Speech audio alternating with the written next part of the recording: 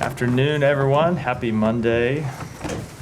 Start with you are all very chipper on a Monday, appropriately chipper. Let me start with some opening comments. The United States remains deeply concerned by the ongoing anti-democratic actions of the Georgian government, which are incompatible with membership norms in the EU and NATO. In addition to the passage of the so-called foreign influence law, we have also seen the Georgian government repeatedly violently crack down on Georgian citizens who protested that law. Today, the United States is imposing sanctions on 2 Georgian government officials and 2 leaders of a violent extremist group, as well as imposing visa restrictions on more than 60 Georgian individuals for their involvement in human rights abuses, corrupt practices, or other anti-democratic actions. These actions come as a result of our ongoing comprehensive review of all bilateral cooperation in Georgia due to persistent anti-democratic actions, as well as false statements by senior Georgian government leaders that are contrary to the spirit of our decades-long relationship with the government of Georgia. The Georgian government can recommit to its Euro-Atlantic trajectory by conducting free and fair elections, withdrawing and repealing anti-democratic legislation, and demonstrating significant and measurable progress on outstanding EU accession reform recommendations.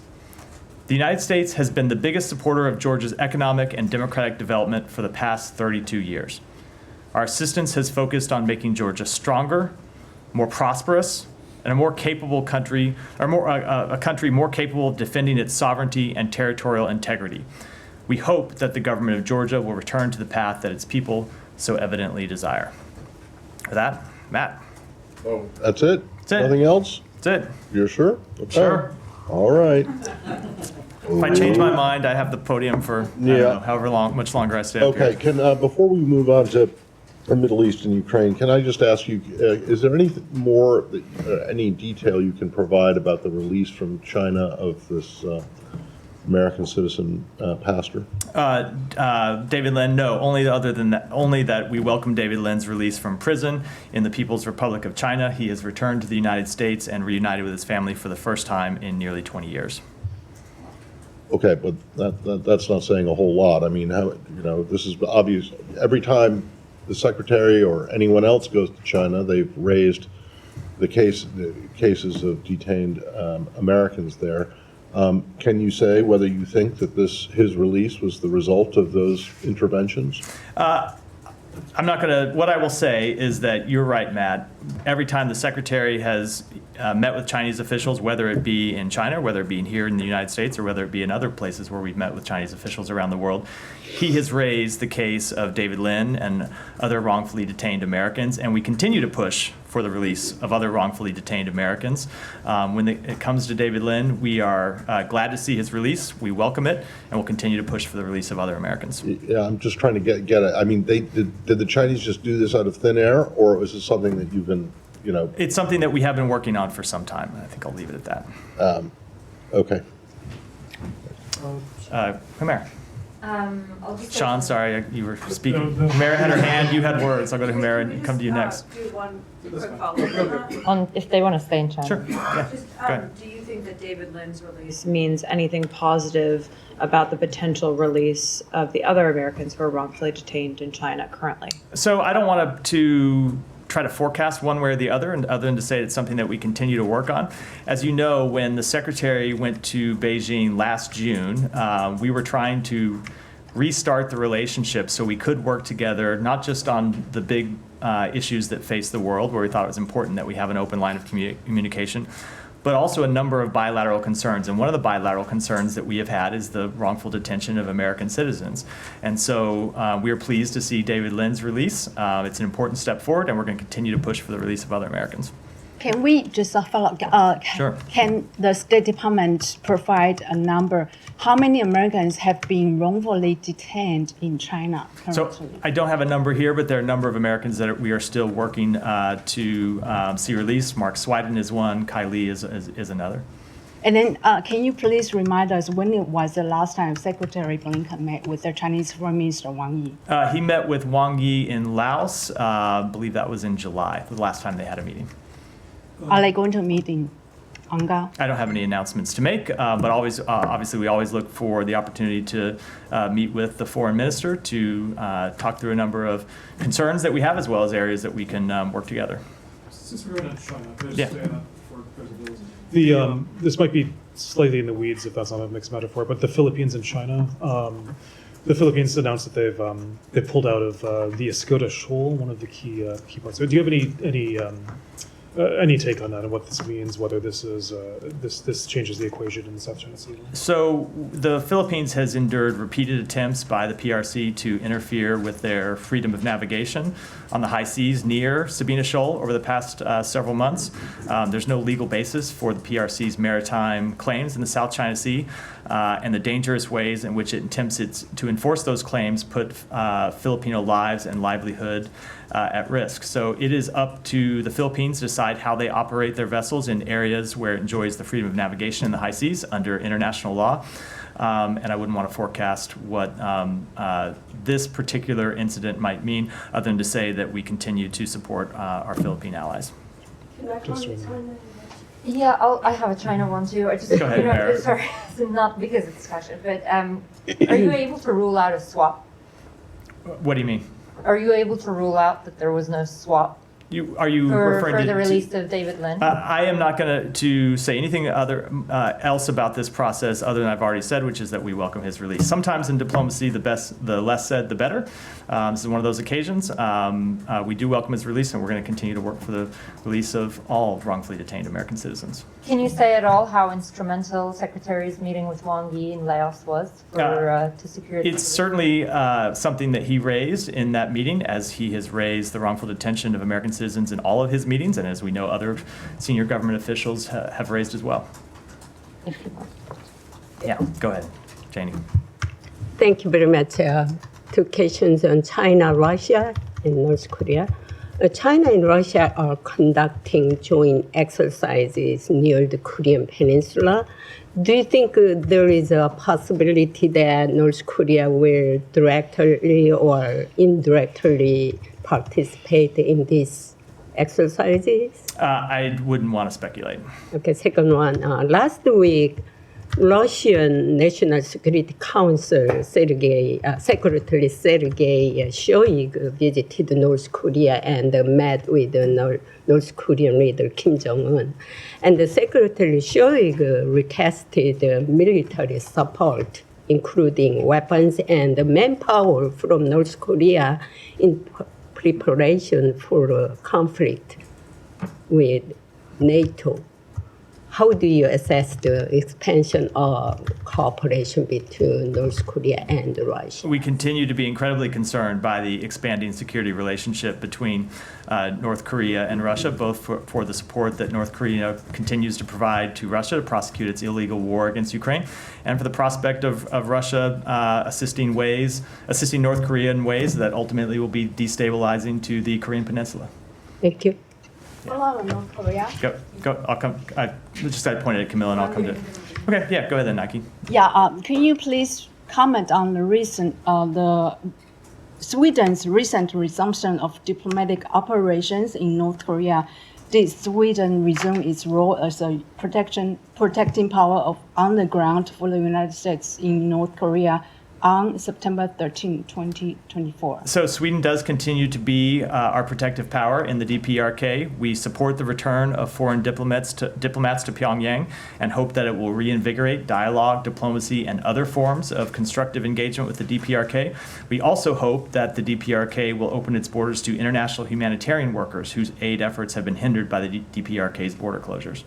Can you please also recap the requirements for American citizens who need to travel to North Korea? Well, I would say generally speaking, North Korea is a level 4 country, and our advice to all Americans is not to travel to North Korea. Well, it's also illegal to use a U.S. passport unless it's been specially validated. Unless it has been specially validated, correct. All right. Right. Actually, I said Camilla next, so you guys work it out amongst yourselves, yeah. Already done. Matt, can you give us a sense of where we are on the ceasefire talks? You guys had said about maybe a week or 10 days ago that you were a few days away from presenting a revised final, whatever proposal. which hasn't come through? What's holding it up? We continue to engage with our partners in the region, most specifically with Egypt and Qatar, about what that proposal will contain, and making sure, or trying to see that it's a proposal that can get the parties to an ultimate agreement. Don't have a timetable for you other than to say that we are working expeditiously to try to develop that proposal, try to find something that would bring both the parties to say yes and to formally submit it, but like I said, I don't have any updates on timing. It's been out there that the main sticking points are Philadelphia corridor and hostages, prisoners. Would you say those are still the main sticking points that's holding it up? Correct. I promise you. Camilla will go next. Thank you. So opposition leader Yair Lapid was just here meeting with the secretary. Do you have any readout from that meeting? I don't. I haven't spoken to the secretary since the meeting. I'll be happy to cover it in the briefing tomorrow. Okay. And also Israeli Defense Minister Yoav Gallant reportedly during his meeting with Amos Hochstein, he said the only way left to return the Israeli residents to the north to their homes is via military action. Do you have any comment on that? That sounds like things are not going well with diplomacy. So I'm not going to comment about what took place in a private meeting, certainly one that took place between a White House official, not a State Department official, and a member of the Israeli government. But we have long made clear that we believe a diplomatic solution is the correct way, the only way to bring calm to the north of Israel and allow Israeli citizens to return to their homes. There are tens of thousands of Israelis who have been away from their homes for almost a year now, and certainly an expansion of the current conflict in the north is not something that would get them back to their homes in the near future at all. So we'll continue to push for a diplomatic resolution. And in our conversations with Israeli officials, they have always made clear, I think you've heard them say publicly on a number of occasions, that they would ultimately prefer a diplomatic resolution. Can I follow up on that? Yeah. What's the current situation now on the northern? Is it the risk is higher? What's your assessment, the U.S. assessment to that? So that we continue to see strikes back and forth across the border, as you know, because you see them publicly. Both Israel targeting Hezbollah militants and Hezbollah facilities and Hezbollah infrastructure, as well as Hezbollah launching rockets and drones across the border. So that's something that has obviously was taking place before October 7th, but has really continued at an elevated pace since October 7th. And the point we have continued to make to Israel and other parties in the region is that ultimately this is something that needs to be resolved diplomatically. And I think the issues here are well known. It's very tough to achieve a diplomatic resolution to the conflict across the blue line as long as there is ongoing conflict in Gaza. And so that's not the chief reason, but one of the primary reasons why we continue to push to get a ceasefire in Gaza, because of the possibility we believe it would unlock for calm in the north. Not only Gallant, also Netanyahu said that today he told the U.S. envoy that Israel will do what's necessary to ensure its security and safely return the northern residents to their homes. In case Israel decides to enter into war with Hezbollah, what would be your position? So I'm not going to deal with hypotheticals, but certainly we believe that the best way to ensure that Israeli citizens can safely return to their homes in the north is a diplomatic resolution. In the same way we believe a diplomatic resolution is the best way to ensure that the tens of thousands of Lebanese who have been displaced from their homes in southern Lebanon can return home as well. Are there red lines? I'm just not going to. I'm not going to speculate at all about how this may unfold, other than to say we continue to push for a diplomatic resolution, and we do fundamentally believe it's in the interests of all the parties. Saeed. Thank you, Matt. But to follow up on this question, basically Hezbollah said that the best way to have the people return is basically to achieve a ceasefire in Gaza. I think they stated that time and time again. So. I mean, that's a caveat there. So, going back to what you said to Humaira on the talks, where they are. Now, it is said that this week you're going to submit a new proposal. Can you update us on this thing? I don't have any update from the answer I gave to Humera Okay. 5 minutes ago, 6 minutes ago, which is something that Okay, we are working on. But we are looking at a new proposal sometime. Yeah, we are working to submit a new proposal that we, along with Egypt and Qatar, that hopefully would get us to the finish line. A couple more questions. Reports say that the medicines in Gaza are just totally empty. I mean, the stocks of medicines in Gaza are totally empty, and the situation is very dire. Can you update us on your effort, in terms of whether it's humanitarian aid or medicines and so on? I mean, especially since the dismantlement or the removal of the pier. Yeah, we continue to work to get medical supplies into Gaza. We know there's a severe shortage of medical supplies there. It's something that our special envoy for humanitarian issues, Lise Grande, works on. And it's kind of, I'll say we work on that with our international partners, chiefly with humanitarian groups. And if you look at the success that we had in the last few weeks with unlocking a polio vaccination campaign that has now completed the first round of vaccinations for, I think, 90% of Gazan children, and is moving into the second phase of inoculations.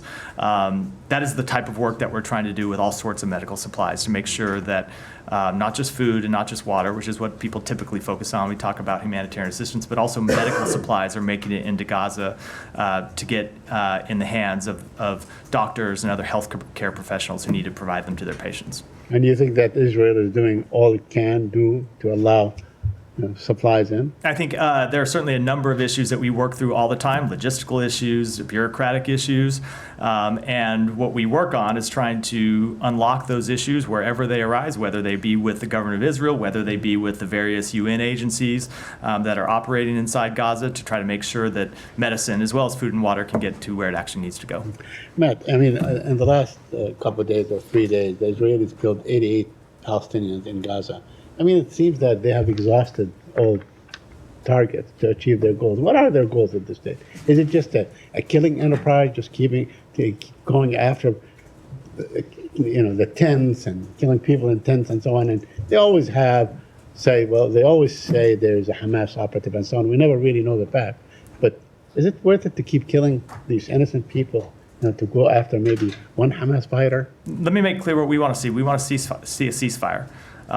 We want to see a ceasefire that brings an end to the suffering of the Palestinian people in Gaza. I will let the government of Israel speak to what their military goals are, but we have been quite clear that we think the path forward is to get a ceasefire that brings the hostages home, that stops the daily death and destruction in Gaza, that allows humanitarian assistance to move in a much improved manner, and that ultimately unlocks the possibility of lasting calm.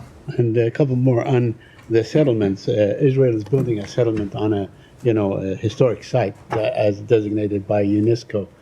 Are you doing anything to dissuade Israel from building on this very site? So in Batir next to Bethlehem? Sorry. So as we've said before, settlements are inconsistent with international law. They run counter to efforts to achieve an enduring peace. Our understanding is that this particular settlement that you refer to south of Bethlehem is part of 5 new settlements that the Israeli cabinet approved in June. You heard us speak out against those settlements when they were approved, and we have spoken out against them since then, not just publicly, but also privately in conversations with the senior-most members of the Israeli government.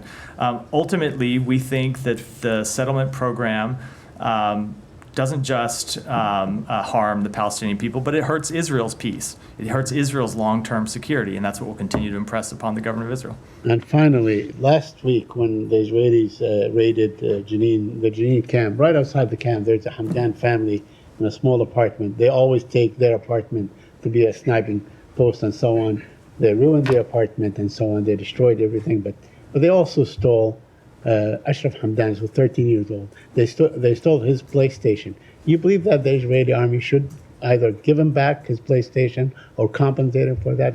The last I looked, it was like $207. So I'm unfamiliar with the facts of this case. So I don't want to speak to a specific incident in which I'm unfamiliar. But no, obviously, a child's PlayStation in any event should not be taken away from them in the first place, and if so, should be returned. So they should either Again, give I'm it not- back to him or compensate. So I'm just telling you, I can't speak to the facts of this case. I've only heard what you've presented to me. But just as a general rule, of course, children's toys should not be taken from them, and if they are taken, they should be returned. I think that's a pretty safe principle. Yeah.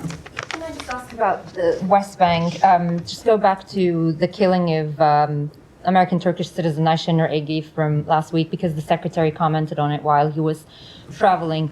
I just want to clarify a couple of things. So the IDF said effectively that it was an accident, but then we had reporting, namely Washington Post, saying the shots were taken after the peak of the protest. So there are discrepancies suggesting that perhaps it may not be an accident. What is the U.S. assessment on how she was killed? So we are going to await the full criminal investigation that the government of Israel has launched before we make any determinations. Obviously, we are reading very closely the eyewitness accounts, and there have been numerous eyewitness accounts of what happened.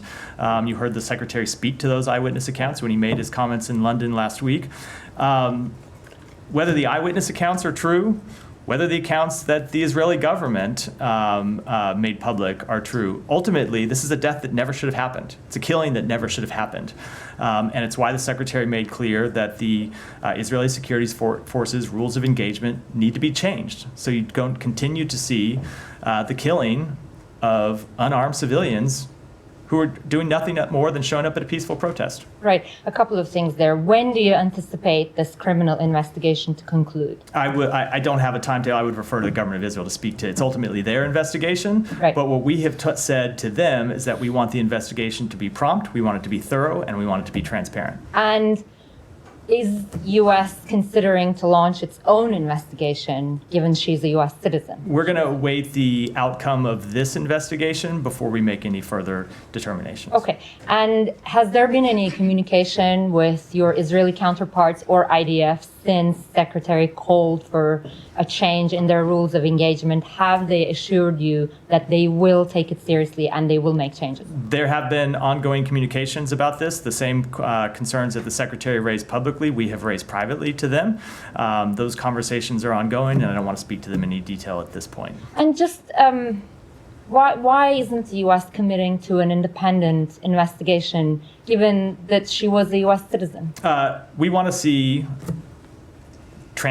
a transparent investigation, and if accountability is appropriate, we want to see accountability. I think before calling on any further steps, it's appropriate to let the first investigation play out. Now, if the first investigation plays out and we are briefed on the results and we are briefed on the process and we are briefed on the underlying facts and we're not satisfied, we will of course look at whether any other measures are appropriate, but we think it's appropriate in this instance to wait to let that first investigation play out before we go to any other steps. Okay, one final thing. When you I'll come to say you next. you guys want this criminal investigation to be conducted promptly,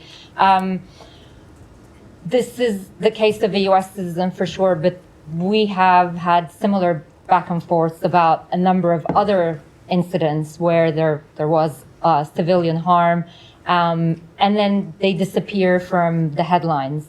And we don't know what kind of action, if any, or accountability measures have been taken. So I'm wondering, has the United States set a timetable for when it expects Israel to conclude that? Like, what do you mean by prompt? Do you need an answer from them in a couple of weeks, or is it going to be 2 months? We mean as soon as possible. I cannot give you a timetable, and I think you'll know from covering investigative agencies. Investigative agencies always, and I used to work at one and be the spokesperson for one, always have a hard time giving you a timetable for any investigation because you don't know what you're going to find when you start investigating things and how long it's going to take.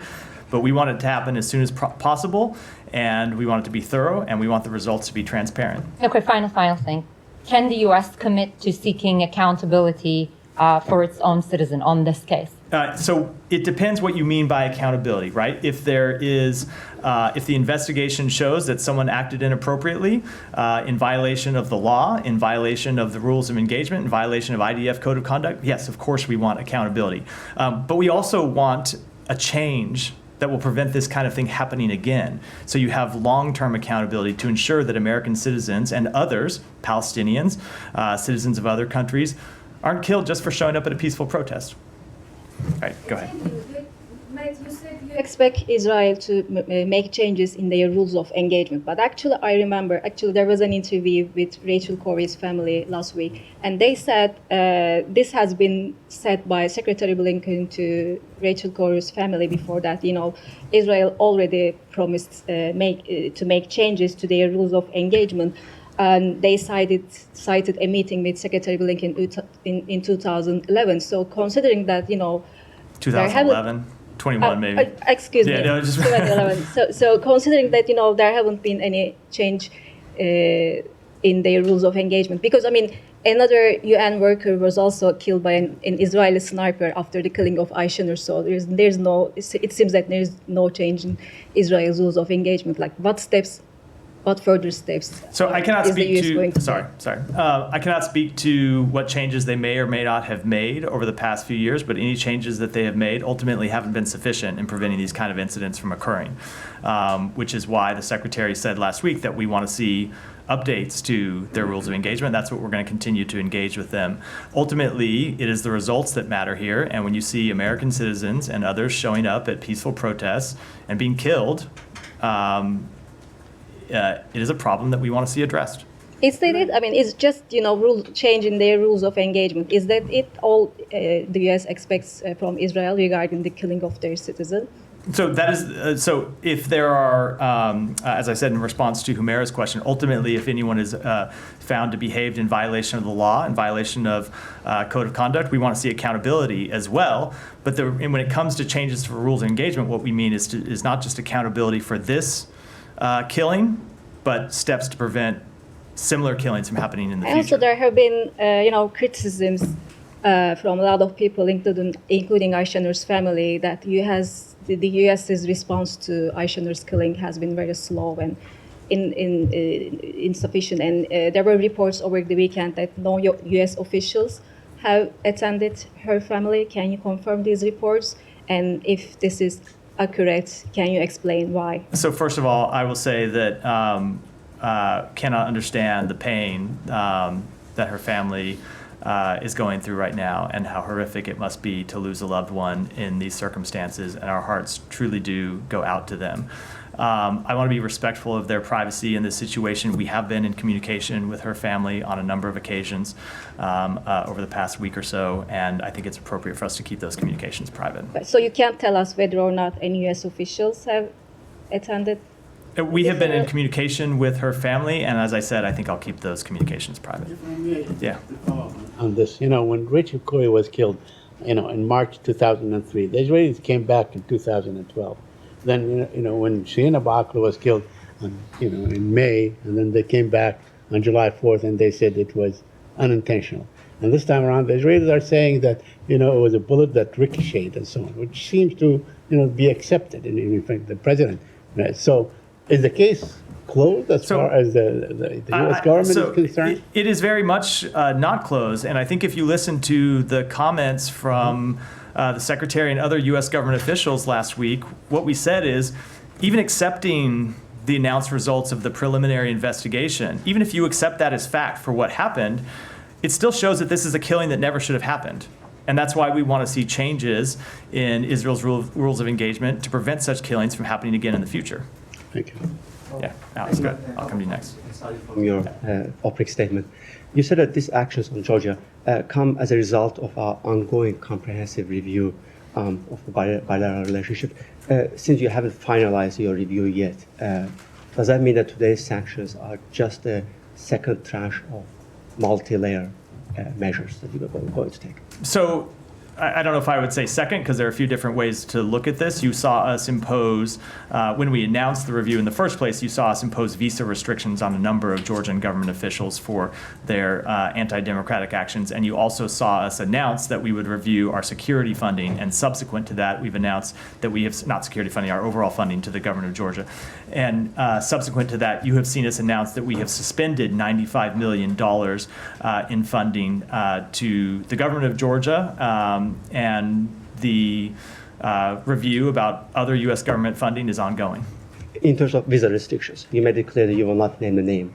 I get that. Correct. But given the disinformation campaign that the government in Georgia has been launching, to dismiss your, sanctions, previous sanctions, wouldn't that be much more effective to point fingers at the violators? Well, naming them? yeah, Alex, you are welcome to go to the United States Congress and ask that lobby to them to change the law to allow us to name the people on whom we've opposed visa restrictions. But until that law is changed, we're unable to do so. But let me try. So if you want to make the effective case, you're barking up the wrong tree. No offense. That's fair. But let me try differently. You sanctioned last time 20 plus assuming MPs, and this time you're stuck with 60 assuming MPs.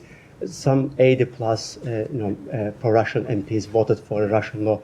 Is it fair to expect that all of those MPs are now banned from entering the U.S.? I'm not going to preview any actions at all other than to say that our review, both of potential other accountability actions and other tranches of funding, remains ongoing. Let me also get your reaction to their latest campaign. Georgian Dream's government is trying to convince the world that it was Georgia, backed by the U.S., that started a war with Russia in 2008, not the other way around. Can you put that in the context? What's your take on? Yeah, I saw the comments. I would just say simply, I don't think Georgia needs to apologize for having been invaded by Russia any more than Georgia needs to apologize for the fact that Russia continues to illegally occupy 20% of Georgian territory. It is Russia that has been the aggressor in invading Georgia and continuing to illegally occupy Georgia, as Russia has been the aggressor with other countries in the region, of course, Ukraine being a very prominent example of that. Matt, if I were to call to Aliyev today, the secretary also spoke with Armenia's prime minister last week. Is he hoping to put together another meeting in New York? So I don't have any announcements to make. Obviously, we always look for opportunities to convene the foreign ministers of Armenia and Azerbaijan. We continue to support the efforts of both countries to reach a durable and dignified peace agreement. They have made significant progress towards finalizing a peace agreement, and we're committed to supporting them in any way that we can, including convening a meeting if that's helpful. I have one more, if I may. Today, you guys joined a statement with other countries. In terms of 2 years, after Masa Amini's death, you guys have a law to impose sanctions, and other countries have done so. Why not using this momentum to announce the sanctions today? We have announced over sanctions on, I think it's over 500 Iranian entities and individuals since the outset of this administration. You've seen us in just the last few weeks announce additional sanctions on Iranian entities and individuals. Some of those sanctions have been for human rights abuses, repeated human rights abuses. And I think you've seen a pretty consistent pattern that shows our record here, but I don't want to preview any upcoming actions. But you are behind in terms of implementation of Masa Act. The congressional report hasn't been filed yet, as far as I understand. We continue to work on that report, and when it comes to other actions, stay tuned. Thank you. Prem, go ahead. Thank you, Matt. The White House has not contacted Aysenur Agi's family 10 days out from her killing. Eyewitnesses themselves tell us that they actually haven't been reached out to for any Israeli-led investigation. Our colleagues at the Washington Post, of course, as you might have seen, reported footage and testimony that seemed to reveal that the Israeli military misled the U.S. and the world in its initial findings of how and when Aysenur was shot.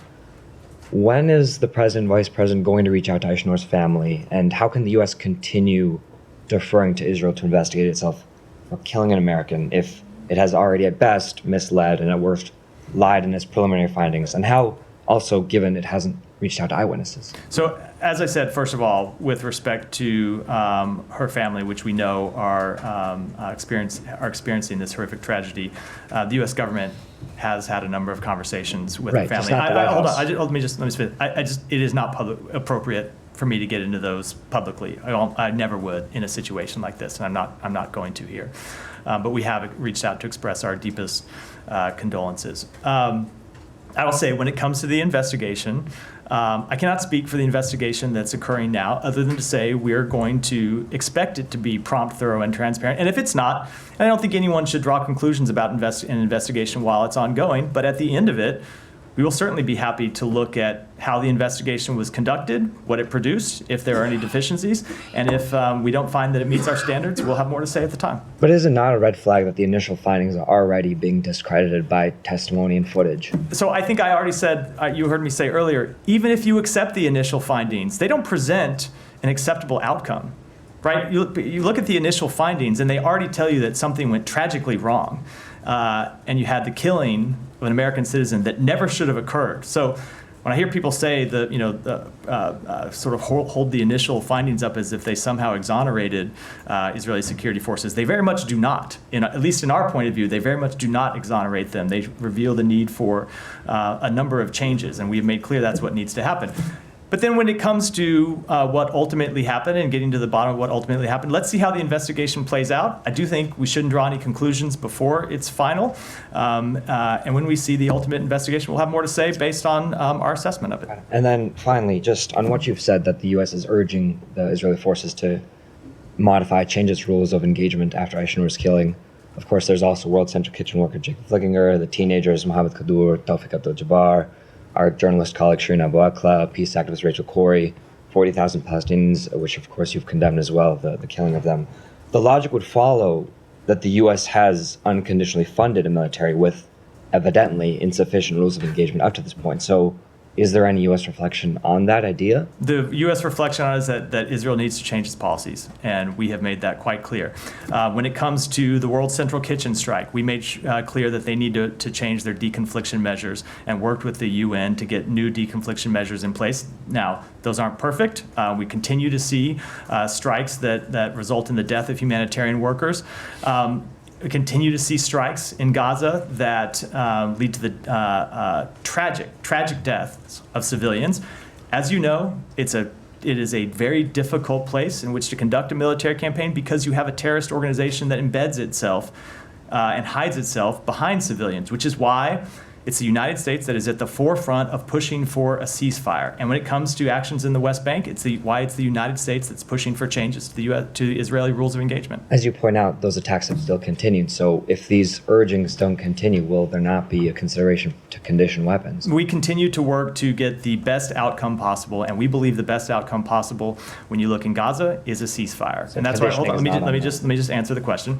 And it's why we continue to work with Egypt and with Qatar to get a ceasefire over the line. Ultimately, we think that is the thing that would bring an alleviation to the suffering of the Palestinian people. Not any of the other steps we hear bandied about from time to time, but a ceasefire that brings a lasting end to the war. And when it comes to changes in the West Bank, it's the changes that we've proposed with others. Kylie, go ahead. Just to follow up quickly on that, Yeah. you said that deconfliction is perfect.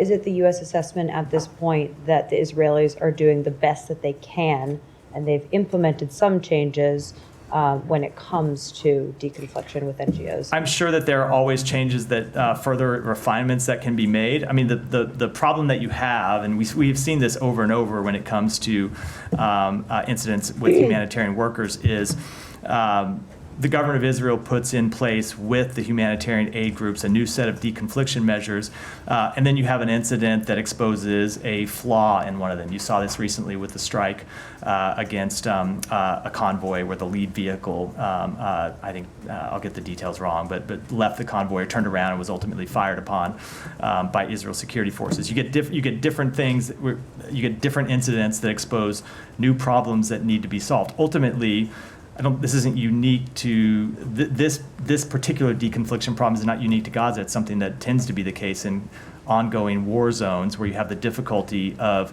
delivering humanitarian assistance while there is ongoing fighting. Now, of course, it is made even more acute because of the unique problem in Gaza of Hamas hiding itself behind human shields.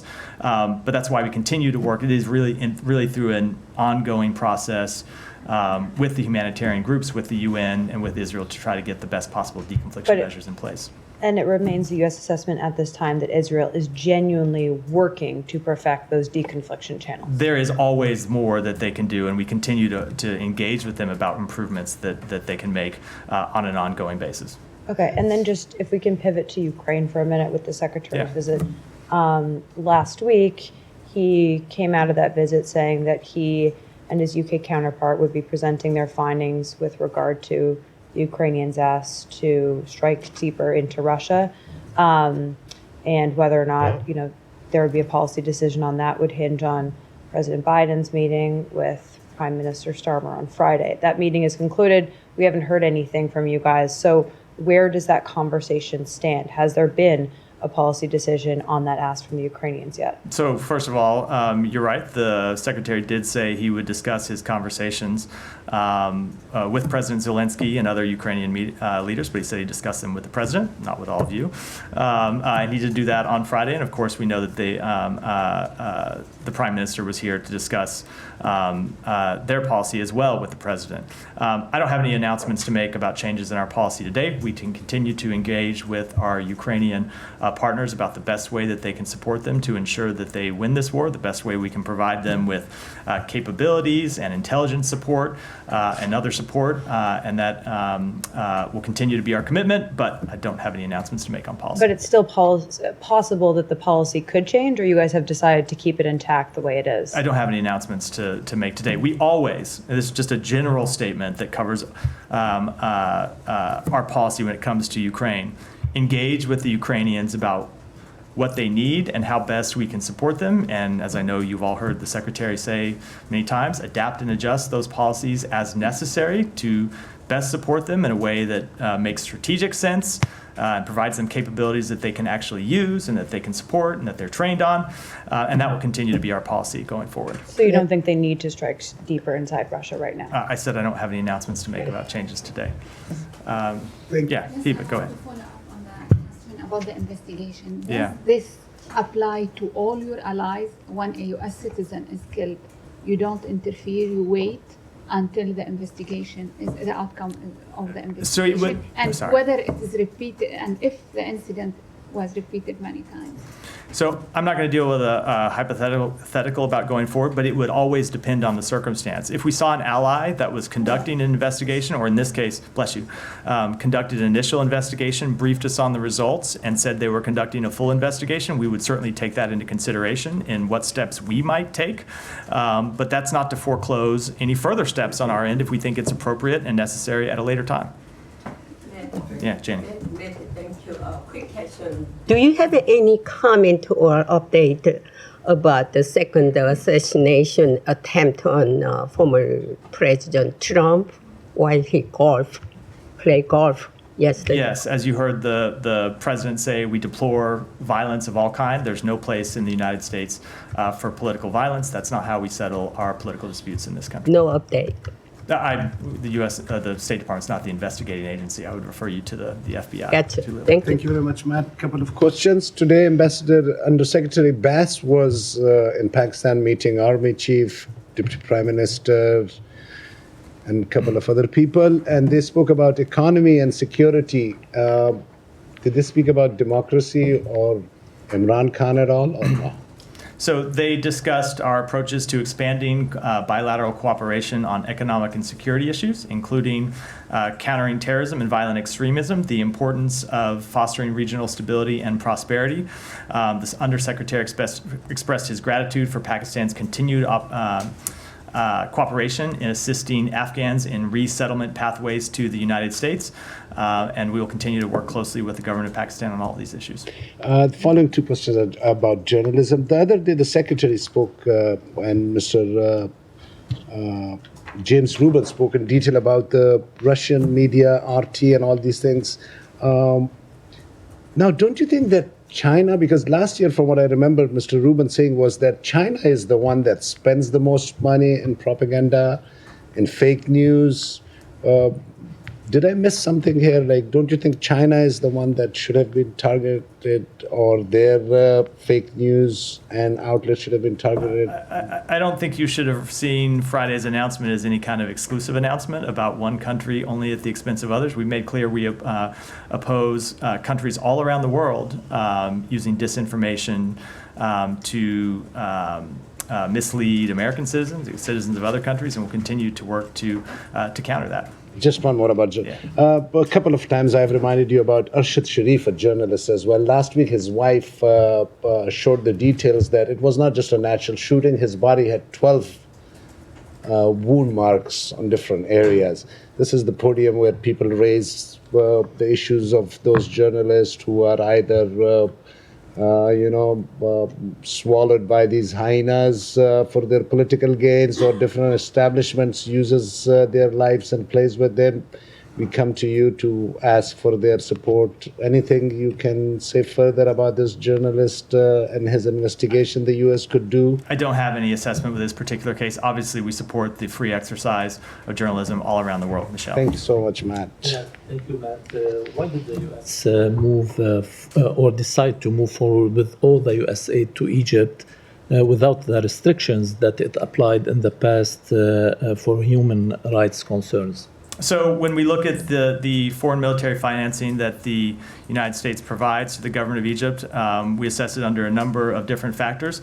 Egypt has played an important role over the past year in helping try to get to further regional stability. We've seen them play a really critical role in trying to get a ceasefire across the line in Gaza. We've also seen some improvements in the human rights situation in Egypt when it comes to the introduction of a bill regarding pre-trial detention, when it comes to the release of some political prisoners. We do need to see further advancements on human rights, and that's what we're going to continue to push with the government of Egypt.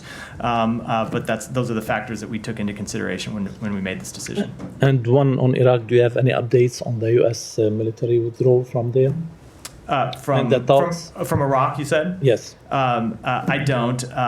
We've held a number of discussions with the government of Iraq this year on the future of our forces there, including when the Prime Minister was in Washington and met with the President in April. We have made clear with them that we will take into effect that we would review with the government of Iraq a number of factors to determine when and how the mission of the global coalition in Iraq would end and transition in an orderly manner to an ongoing bilateral security partnership in accordance with Iraq's constitution and the U.S.-Iraq Strategic Framework Agreement.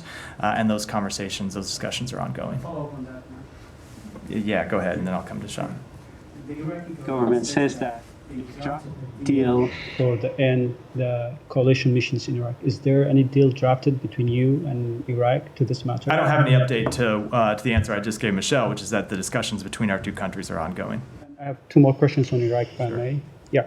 Then there are reports that telling that Iraqi government officials allowed both Hamas and Houthis to open their offices in Baghdad, while you are requesting Iraq to rein the Iranian-backed groups in Iraq. We see that they are allowing other groups like Houthis to open their offices in Baghdad and establishing their permanent presence in Baghdad. Do you have any reaction to this? Yeah, let me be very clear. Hamas and the Houthis are terrorist organizations, and Hamas and the Houthis being allowed to operate in Iraq only risks increasing the number of armed groups that have an interest in using violence to undermine the government of Iraq's goals for stability, sovereignty, and economic growth. We support a stable and secure Iraq. The presence of these groups in Iraq risks bringing Iraq into deeper regional conflicts, and we have shared these concerns directly with the government of Iraq. And last week, Iranian-backed group has attacked U.S. diplomat facilities in Baghdad, in which the embassy in Baghdad said in a statement, these groups are operating freely in Baghdad. So it's been multiple times you have requested Iraq to make these groups responsible for their acts. So why the Iraqi government is not doing this? Do you think that they are capable but not doing it, or they are incapable to do this? I'm not going to speak to the Iraqi government's actions other than to say that we do expect them to hold accountable anyone who takes that action against U.S. personnel, U.S. forces in the region. Let me go to the back and then I'll finish with Sean. Go ahead.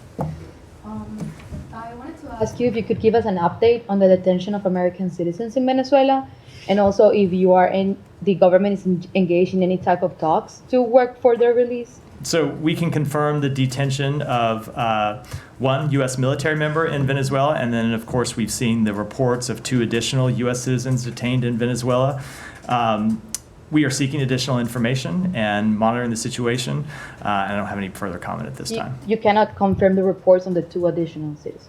We have seen the reports of them. Obviously, this is a situation where we don't exactly have a close relationship with the government of Venezuela, but we are continuing to engage to try to gather additional information. And then on that, there were also Spanish citizens arrested, and I wanted to ask you if you've been in contact with the government of Spain about it, and if you think this decision has been linked to the fact that the Spanish government granted asylum to Edmundo González Urrutia? I can't speak to any direct conversations between the U.S. government and Spain. It's not to say that they haven't been happening. I would suspect they are. I'm just not aware of them, and so I can't speak to them. But I would just say we have seen, and I wouldn't speculate as to why Venezuela is taking these actions, other than we have seen them make a number of false claims over the past few days about the reason for their detention, and I think I'll leave it at that. So, and sorry, just going back, the U.S. is not doing anything to kind of get these people released from Venezuela? No, that is not what I said. There are privacy considerations that we have to respect when it comes to individuals. I think the other people in the briefing room have gotten tired of hearing me say it over time, but in a number of cases when we don't have a privacy release, it's difficult for us to talk about the details of an underlying case, and that's the situation here. Okay, thank you. What is the U.S. position in Israel's insistence to remain in control of the Philadelphia corridor, which is fundamental point in the negotiations? This is something that we have spoken to a number of times. Obviously, Israel does have very real security concerns, and we think that those security concerns can be addressed. We think that they are addressed in the ceasefire proposal that the president laid out on May 31st, as well as the bridging proposal that we put forward in recent weeks, and we're continuing to try to work through how to implement that ceasefire in a way that would ensure Israel's security as well as alleviate the suffering of the Palestinian people. What's happened for the port, the temporary port, it was built exclusively to provide humanitarian aid and food for the people in Gaza. We don't hear anything about it. Is food and humanitarian aid used as a tool to pressure on Hamas? So I can't speak to why you don't hear anything about it. I can never speak to coverage decisions made by the press. I can tell you we continue to work on it. It continues to be something that we are incredibly focused on, trying to get humanitarian assistance in. We are seeing food and water and medicine, but ultimately, 11 months into this conflict, you have to step back and draw the conclusion that the way to get the massive amount of humanitarian assistance that we need to get in is through a ceasefire that would make it easier to get humanitarian assistance in and make it easier for it to move around and get delivered to the people who need it. All right, Sean, then we'll wrap for today. Can I just follow up? Assistant Secretary Liu, I believe, is in Bangladesh, is or was. Do you have any readouts of his meetings? And more broadly speaking, in terms of the interim government, with dealing with Muhammad Yunus, and how does the U.S. assess where Bangladesh is going? And also, I believe there's an announcement of U.S. aid assistance there. What's the goal of that? Yeah, so the Assistant Secretary Liu has been in Dhaka. He met with key advisors to the Bangladeshi interim government to discuss how the United States can support Bangladesh's economic growth, financial stability, and governance and development needs. While he was there, along with representatives from USAID, we signed with the Bangladeshi interim government a development agreement worth over $200 million in interim assistance, which will support governance, expanding trade, and creating greater opportunities for the Bangladeshi people to build a brighter and more prosperous future. I have a follow-up on that. Sean, you finish with the floor? Please. Yeah, go ahead. Thanks, We'll wrap there. Thank you, Matthew. The present context in Bangladesh, already I got one. I have two small questions. Let me go with the Islamist jihadist Mufti Joshimuddin Rahmani, chief of the Al-Qaeda-inspired militant outfit, and other militant kingpin from Harkatul Jihad and Hizb ut-Tahrir, and also Interpol wanted terrorists like Sweden Aslam, Iman, and many more released from jail. Could this disturb the U.S. engagement to combat terrorism in Southeast Asia? Let me take that question back. And then with the Indian Navy upcoming high-level meeting on Tuesday addressing the Bangladesh crisis and potential Chinese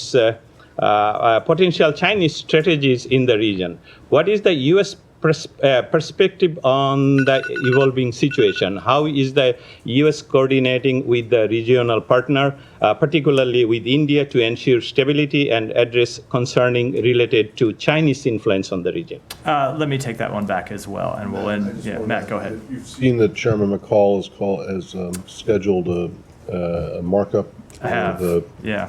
resolution holding the secretary in contempt of Congress. What do you have to say about that? Anything? I think that step is completely unnecessary. The Secretary has already testified before Congress about Afghanistan 14 times. He has testified before Chairman McCall's committee 4 times. One of those appearances was to talk only about Afghanistan. It was at a hearing exclusively focused on Afghanistan. When the committee was conducting its review of our policy and comparing and compiling this report, we provided a number of officials from the department to testify before the committee and provide it information, as well as turning over thousands of pages of documents. And when it comes to the Secretary's testimony, he's not available to testify, just isn't from a scheduling perspective, on the dates that the chairman wanted him to be there. And so we made him 2 offers. One is that the Deputy Secretary could come and testify on that date. And 2, if that wasn't acceptable, we would make the Secretary available on a later date to come and testify. And for some reason, and I can't speculate what it was, the chairman decided to decline both of those offers and move forward with this contempt markup, which short circuits any type of debate between the State Department and his committee, rather than accept our offer to come testify before them. So you're not a fan? I don't think this step was in any way necessary or productive, given the tremendous steps we have taken to provide the committee with the information it needs to conduct its oversight purposes.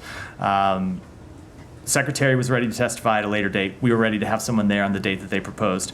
For whatever reason, neither of those alternatives were good enough to them, so they chose to take this step. We will continue to work with them when we can productively do so, but they will have to make their own decisions about how they move forward. You want to tell us why the Secretary can't be there on Thursday? I don't have any announcements to make today. We'll end there. Thanks, everyone.